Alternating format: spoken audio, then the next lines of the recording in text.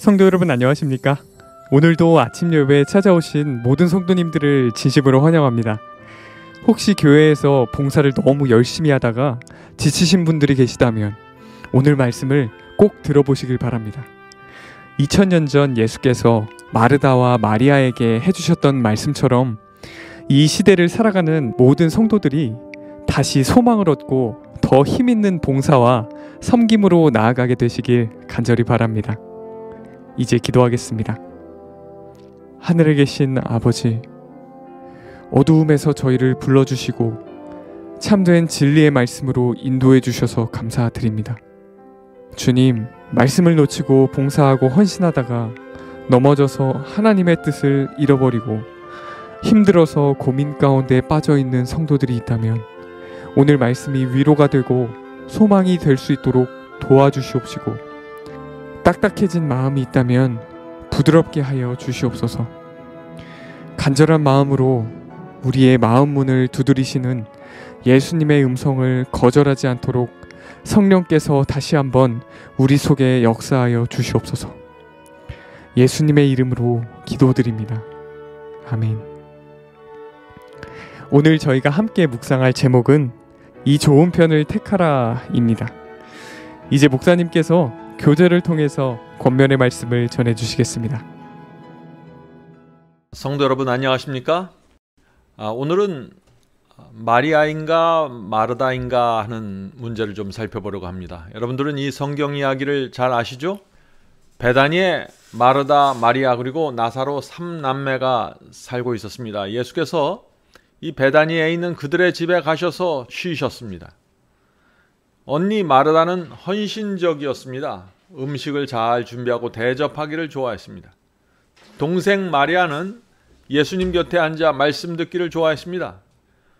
예수께서는 이 두 자매를 비교하면서 이런 말씀을 하셨습니다. 자, 본문 성경절이죠. 누가복음 10장 41절 42절입니다.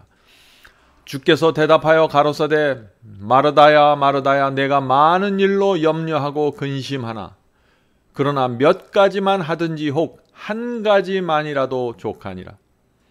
마리아는 이 좋은 편을 택하였으니 빼앗기지 아니하리라 하시니라. 성도 여러분, 예수께서는 마르다가 봉사하고 헌신하는 것을 책망한 것이 아닙니다. 우선순위를 말씀하신 것이죠. 성도들의 봉사와 활동이 중요합니다. 그것이 없으면 교회는 유지되기 어렵습니다. 그러나 우선순위가 있다는 것입니다. 먼저 말씀으로 내 영혼을 채워야 합니다. 그래야만 내가 드리는 봉사와 활동에 생명이 있고 하늘의 분위기를 풍기게 되는 것입니다. 말씀과 영적인 경험 없이 봉사와 활동에 매달리면은 결국에는 한참 일하다가 허무함을 느끼게 됩니다. 자, 본문 읽겠습니다. 그리스도께서는 우리 시대의 수많은 마르다에게 이러한 견책을 하신다. 그들은 현세적인 일을 너무 많이 하고 사랑하는 사람들에게 은총을 소나기처럼 부어주기 위하여 부산하게 활동하기 때문에 구원에 이르는 지혜를 주는 많은 거룩한 영적 지식을 잃어버린다. 만일 그들이 모든 준비를 간단히 하여 하나님의 뜻에 대한 지식 얻을 기회를 선용하고 그 말씀을 행하는 사람이 된다면 그들은 짜증을 덜 내게 될 것이다. 자, 어떤 때는 교회 일하고 봉사하다가 지쳐서 짜증이 날 수 있죠. 또 나 혼자만 일하는 것 같아서 시험에 들 때도 있는 것입니다. 이 마르다들이 당하는 시험이 이런 거라는 것입니다. 끊임없이 솟아나는 생명의 샘을 마셔야 한다. 자, 성도 여러분, 주님의 사업에는 주의성 있고 또 열정적인 일꾼들이 반드시 필요합니다. 마르다와 같은 특징을 갖고 있는 성도들이 헌신적으로 일할 때 주의 사업은 크게 확장됩니다. 그러나 만일 마르다 같은 그리스도인들이 마리아처럼 먼저 예수님의 발 앞에 앉아 말씀을 살핀다면 어떻게 될까요? 성령께서 이 마르다들을 통해서 역사하는 크기는 정말 놀라울 것입니다. 마르다는 마리아에게 없는 좋은 점을 갖고 있었습니다. 그것은 근면하고 기민하였고 열정이 있었습니다.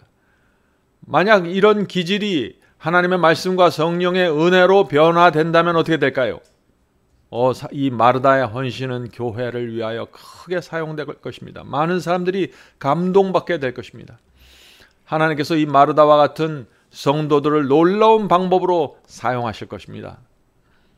계속 읽겠습니다. 마르다는 그리스도께 드려야 할 온갖 합당한 영예를 위해 너무 염려한 나머지 음식을 거창하게 차리려 하다가 그분의 거룩한 입술에서 나오는 가르침을 경청할 귀중한 황금 같은 기회를 잃어버렸다.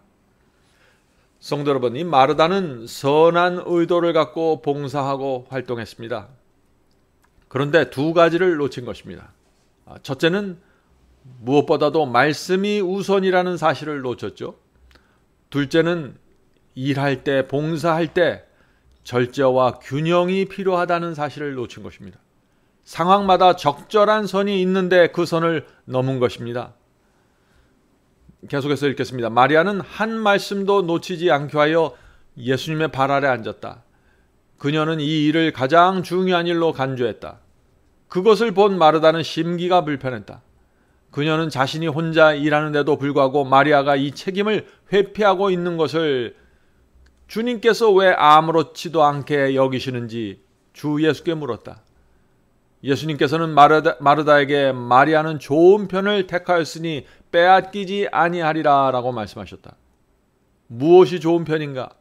예수님께 배우고 그분의 말씀을 이해하는 것이다. 그분의 입술에서 떨어지는 말씀에 관심을 기울이므로 그녀는 구주에 대한 자신의 사랑을 보여주고 있었다.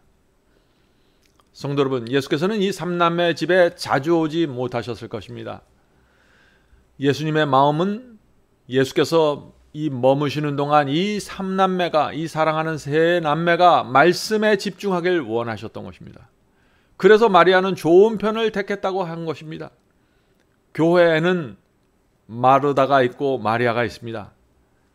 교회가 은혜가 있고 생명이 넘치려면 마르다와 마리아의 특성을 가진 성도들이 잘 협력해야 하는 것입니다. 서로 상대방의 기질과 은사를 인정하고 도와주어야 하는 것입니다. 마르다는 마리아를 향해서 일은 하지 않고 말씀에만 관심이 있다고 말하지 말아야겠죠. 또 마리아는 마르다를 향해서 일만 하고 말씀은 등한히 한다고 말하지 말아야 됩니다. 성도 여러분, 우리 각자가 다 독특한 은사와 기질이 있다는 것을 인정해야 되는 것입니다. 어떤 사람의 기질은 마리아과에 속하고 어떤 사람은 마르다과에 속한다는 사실을 인정해 주어야 합니다. 서로 다른 지체의 은사와 봉사를 귀하게 여기고 서로 감사해야 하는 것입니다. 어떤 사람은 손의 역할을 합니다. 그런데 어떤 사람은 발의 역할을 하는 것입니다. 내게 맡겨진 그 역할에 충성하고 다른 사람의 헌신과 봉사에 감사하는 것, 그것이 성령께서 인도하는 신앙 공동체입니다. 본문 읽겠습니다. 예수님의 입술에서 나오는 모든 말씀이 귀중하였다. 그분께서는 마리아가 그의 가르침을 이해하는 모습을 보는 일에 기쁨이었다. 더 자주 들을수록 그리스도의 말씀은 더욱 큰 영향을 미치며 더 잘 이해할 수 있도록 우리는 그 말씀을 더욱 쉽게 그리고 온전하게 순종할 수 있다. 성도 여러분, 말씀을 한번 듣고 내가 이해했다고 해서 끝나는 것이 아닙니다. 그 말씀이 내 마음에 박혀야 합니다. 여러 번 반복해서 들으면서 내 마음속에 체계 있게 쌓여야 하는 것입니다. 그래서 내 마음이 완전히 설득돼야 되는 것입니다. 계속해서 읽겠습니다. 우리 친구들에게 외적으로 더욱 크게 과시하려고 하는 정신은 원수의 계책이다. 그분은 당신의 피로 산 자들인 그분의 추종자들에게 세상의 온갖 어려움과 허영과 오염시키는 타락에서 떠나라고 요구하신다. 보라, 하나님이 여기 계신다라는 인상을 풍겨서 모든 사람의 마음을 엄숙하게 만들고 모든 영혼이 기뻐하게 하자. 오늘날 교회에서 말씀 연구가 사라지면서 활동과 봉사가 크게 강조되고 있습니다. 그래서 교회에서 어떤 문화센터나 동아리 성격의 모임들이 계속해서 늘어나고 있는 것입니다. 그것이 이 시대의 교회의 모습입니다. 그 결과 봉사하는 마르다들이 많이 나타나게 되었고 그들을 중심으로 교회가 운영되고 있는 것입니다. 성도 여러분, 그런데 우리가 조심해야 합니다. 말씀에 대해서 무지한 상태에서 봉사와 활동에 매달리는 것은 주님의 뜻이 아닙니다. 무엇보다도 먼저 말씀을 깊이 살펴야 합니다. 교회 활동 열심히 한다고 구원받는 것이 아니죠. 구원은 말씀과 진리를 정확하게 이해하고 경험하는 데서 이루어지는 것입니다. 그리고 그 구원의 경험이 있는 사람들이 활동하고 봉사할 때 하나님께서 큰 영광을 받게 되는 것입니다. 성도 여러분, 이 시대의 성도들은 마리아든지 마르다든지 누구든지 간에 예수께서 이 라오디게아 교회를 주신 말씀을 온 마음을 다해 집중해야 합니다. 마지막 시대 성도들은 예수님의 이 말씀, 라오디게아 교회에게 주신 이 말씀을 받느냐 거절하냐로 운명이 결정될 것입니다. 계시록 3장 17절 읽겠습니다. 계시록 3장 17절. 내가 말하기를 나는 부자라 부유하여 부족한 것이 없다나 내 곤고한 것과 가련한 것과 가난한 것과 눈먼 것과 벌거벗은 것을 알지 못하도다. 성도 여러분, 이 라오디게아의 죄가 무엇입니까? 알지 못하는 것입니다. 영적으로 헐벗고 아무것도 가진 것이 없습니다. 자기 자신이 벌거벗고 있습니다. 진리가 무엇인지 구원이 무엇인지 모릅니다. 그런데 나는 부요해서 부족한 것이 없다고 생각하는 것입니다. 모르는 것입니다. 나는 구원받았다고 만족하고 있습니다. 어떻게 이럴 수 있을까요? 자기의 영적 상태를 모르는 것입니다. 지금 무서운 일이 교회 세계적으로 일어나고 있는 것입니다. 자, 이런 교회를 향해서 예수께서 해결 방법을 제시합니다. 세 가지 처방을 주셨습니다. 자, 이 세 가지 처방을 주신 이유가 무엇일까요? 왜냐하면 예수님의 눈에는 거의 모든 사람들에게, 마지막 시대에 사는 거의 모든 사람들이 이 세 가지가 없다는 것입니다. 자, 그 세 가지를 살펴보겠습니다. 요한계시록 3장 18절 19절입니다. 내가 너를 권하노니, 자, 첫 번째 처방책입니다. 첫 번째, 내게서 불로 연단한 금을 사서 부요하게 하고, 자, 두 번째입니다. 흰옷을 사서 입어 벌거벗은 수치를 보이지 않게 하고, 세 번째, 안약을 사서 눈에 발라 보게 하라.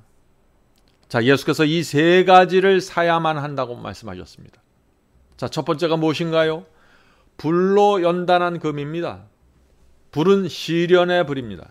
시련의 불 속에서 찌꺼기가 다 타서 제거된 그 마지막에 남은 그 정금 같은 믿음을 말하는 것입니다. 불로 연단한 금은 시련 속에서 태워진 연단된 믿음을 말하는 것입니다. 성도 여러분, 다시 말해서 이 라오디게아 교인들의 문제가 뭡니까? 조금만 시련이 오면 믿음을 잃어버린다는 것입니다. 우리는 시련 속에서도 주의 말씀을 붙잡고 전진하는 믿음이 필요하다는 것입니다. 그것이 불로 연단된 믿음입니다. 라오디게아 교회에 이런 믿음이 없다는 것입니다. 쉽게 타협하고 쉽게 믿으려고 합니다. 이기적이고 자기만을 중심으로서 살아간다는 것입니다. 이런저런 유혹이 오면 쉽게 휩쓸린다는 것이죠.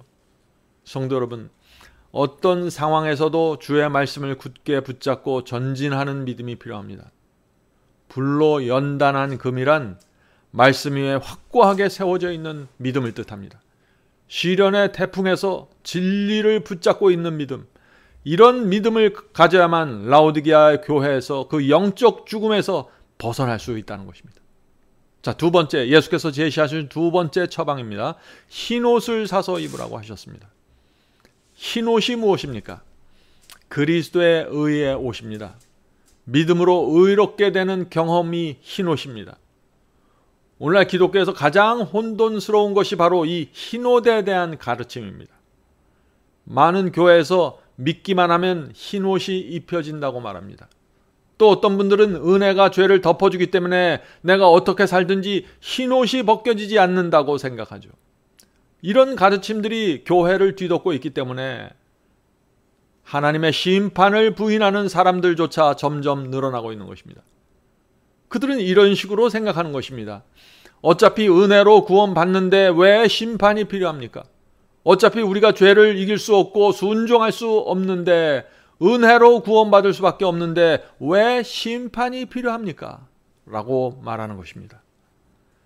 성도 여러분, 오해하면 안 됩니다. 은혜는 회개하고 버린 죄를 덮어주는 것입니다. 품고 있는 죄, 붙잡고 있는 죄를 은혜가 결코 덮어줄 수 없는 것입니다. 하나님께서는 죄를 마음에 품고 있고 고집하는 사람들의 결코 흰옷을 입혀주실 수 없는 것입니다. 성도 여러분, 지금 우리가 하는 것은 하나님과 사탄의 전쟁입니다. 내가 하나님의 편에 온전하게 서든지 아니면 사탄의 편으로 가든지 둘 중 하나입니다. 사탄의 편에 있는 사람에게 흰옷을 입혀줄 수 없다는 것입니다. 성도 여러분, 흰옷이 무엇인가요? 흰옷은 마음에 입혀지는 옷입니다. 주님을 진심으로 사랑하는 사람의 마음에 의의 옷, 흰옷이 입혀집니다. 그리스도의 피로 양심이 씻겨진 마음에 흰옷이 입혀집니다. 주의 말씀에 온 마음이 굴복되었을 때 흰옷이 입혀지는 것입니다. 성도 여러분, 그렇다면 지금 나에게 흰옷이 입혀졌다는 증거가 무엇일까요? 흰옷은 겉으로 어떻게 나타날까요? 자, 예수께서 말씀하셨죠. 너희가 나를 사랑하면 계명을 지키리라. 성도 여러분, 흰옷 입은 사람은 주님의 말씀에 순종합니다. 어린 양이 인도하는 대로 따라갑니다. 성령께서 내 양심에 말씀하실 때 굴복합니다. 주의 말씀을 따라가는 것이 내 인생의 큰 즐거움입니다.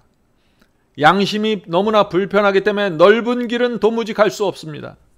인생의 목적이 하나님께 영광 돌리는 곳에 맞춰져 있습니다.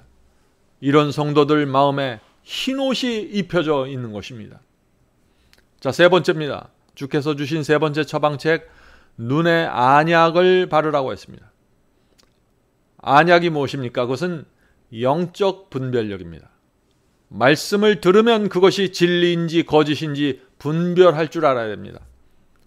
저것이 진짜 흰옷인지 가짜 흰옷인지 분별해야 합니다.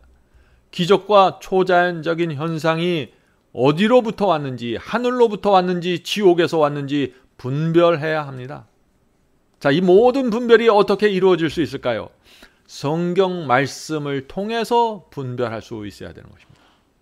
그러므로 이 안약은 하나님의 말씀을 정확하게 알고 배운 자들이 받게 되는 은사입니다. 자, 계시록 3장 19절 읽겠습니다.